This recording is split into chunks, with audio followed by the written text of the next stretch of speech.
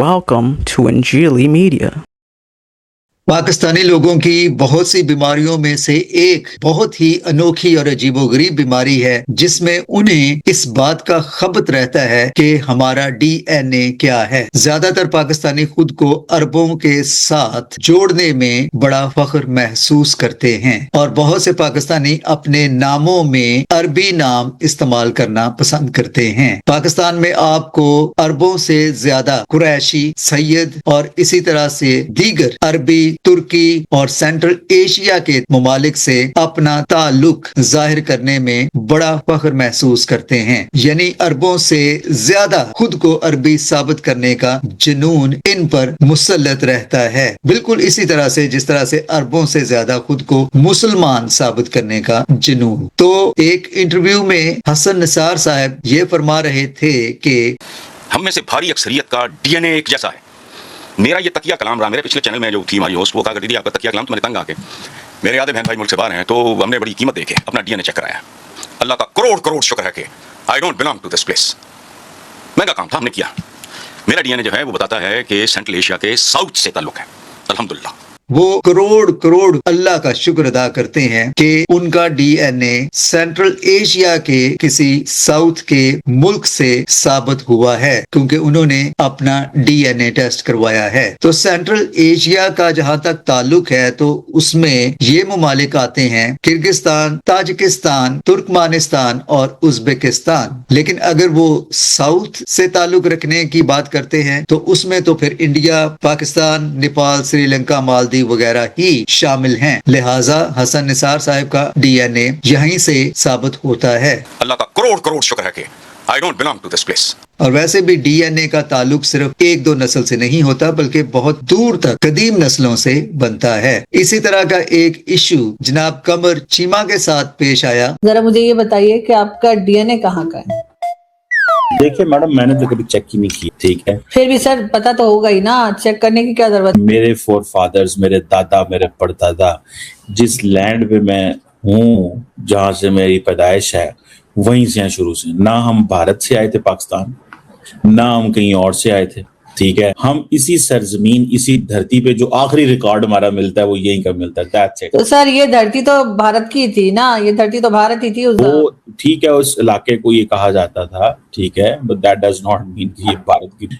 मैं पैदा हुआ आजाद पाकिस्तान में, मेरा डीएनए भी पाकिस्तानी है। अब कमर चीमा साहब ये क्लेम कर रहे हैं कि उनका डीएनए पाकिस्तानी है। पाकिस्तानी डीएनए किसी का भी नहीं हो सकता क्योंकि डीएनए कोई 40, 50, 60, 70 साल का मामला नहीं होता, बल्कि डीएनए की अगर स्टडी की जाए तो सिर्फ 1% डीएनए का अगर जायजा लिया जाए, एनालिसिस किया जाए सिर्फ 1% का, तो वो भी 150-200 साल तक पीछे जाता है, यानी कि तकरीबन कम से कम 5, 6 या 7 नस्लें पीछे। तो पाकिस्तान को आजाद हुए तो अभी 70 साल से कुछ ज्यादा अरसा हुआ है। तो कमर चीमा साहब की उम्र का अगर अंदाजा किया जाए तो उनका डीएनए पाकिस्तानी कैसे बन सकता है? डीएनए का ताल्लुक किसी मुल्क की आजादी से नहीं बल्कि किसी शख्स के खून में उसकी कदीम नस्लों से होता है। एक दो नस्ल भी नहीं बल्कि बहुत सी नस्लें। और वैसे भी हर इंसान की नस्ल हतमी तौर पर तो आदम से ही जा मिलती है, लेकिन पाकिस्तानियों को खुद को अरबों से ज्यादा अरबी, अरबों से ज्यादा मुसलमान और अपनी शनाख्त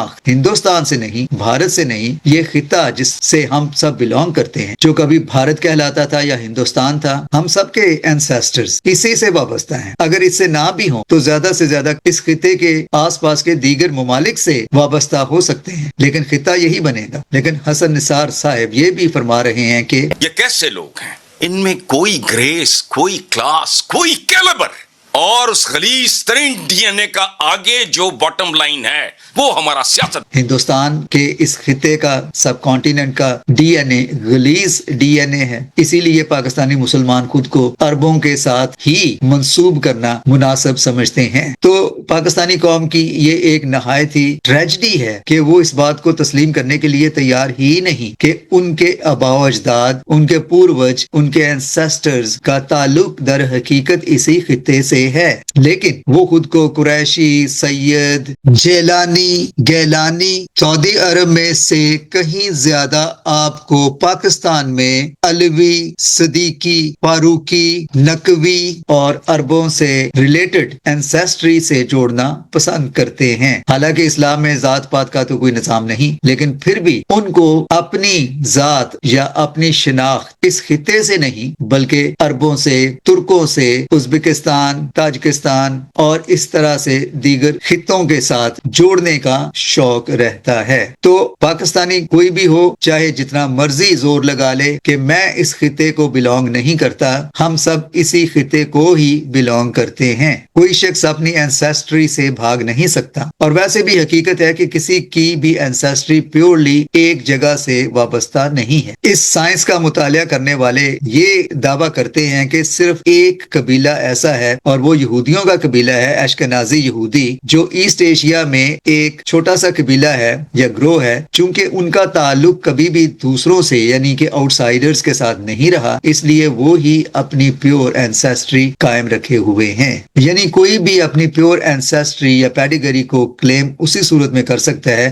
جب اس خطے کے لوگ کبھی کسی اور جگہ نہ گئے ہوں, اور نہ ہی کوئی اور کسی اور خطے یا علاقے کا شخص یا لوگ وہاں آ کر بسے ہوں, یعنی کہیں بھی انٹرمنگلنگ نہ ہوئی ہو, تبھی کوئی پیورلی ایک اینسیسٹری کو کلیم کر سکتا ہے. تو پاکستانی لوگوں سے میں یہی کہنا چاہوں گا کہ ہم سب اسی خطے کو بلونگ کرتے ہیں, اور ہمارے اینسیسٹرز, ہمارے پوروج, اگر ہم ان کے پیچھے ماضی میں جھانک کر دیکھیں تو یقیناً ان کا تعلق یا ہندو مت مذہب سے ہوگا یا بدھ مت ہوگا, کیونکہ ہم اسی خطے سے بلونگ کرتے ہیں. مذہباً ہمارے اینسیسٹرز کنورٹ ہو چکے ہوں, مسلمان ہو چکے ہوں, مسیحی ہو چکے ہوں یا کسی اور مذہب سے, لیکن حقیقت یہی ہے کہ ہم یہاں کے ہی ہیں جہاں پارسی مذہب کے ماننے والوں کا اوریجن تھا, ہندو مذہب ماننے والوں کا اوریجن تھا, بدھ مت ماننے والوں کا اوریجن تھا. ہمارے اینسیسٹرز یہیں کے ہیں اور ہم بھی یہیں کے ہیں, اور ہمیں اس پہ کوئی شرمندگی نہیں ہونی چاہیے. مذہب ایک الگ چیز ہے, اینسیسٹری ایک الگ چیز ہے. پاکستانی اینسیسٹری کوئی چیز نہیں ہے, کیونکہ اینسیسٹری ایک نسل سے نہیں بلکہ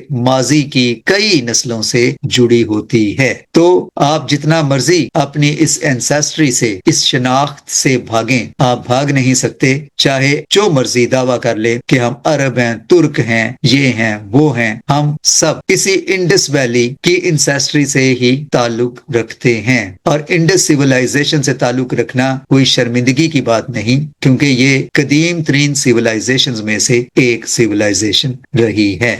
Thanks for watching.